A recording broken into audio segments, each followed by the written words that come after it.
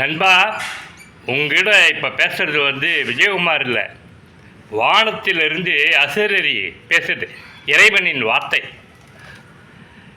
உடம்புல இளமை இருக்கும் பொழுதே நல்லா உழைச்சி குறைஞ்சது ஒரு 60 லட்சம் ரூபா ஃபிக்ஸட் டெபாசிட்டில் சேர்த்து வச்சிரு. 60 வயது என்னை போல தொடர்ந்து கடந்து போகும்போது எந்த பென்ஷனும் நாட்டில் இல்லை, இந்திய நாட்டில் குறிப்பாக சினிமா துறையெல்லாம் ஒன்றுமே கிடையாது.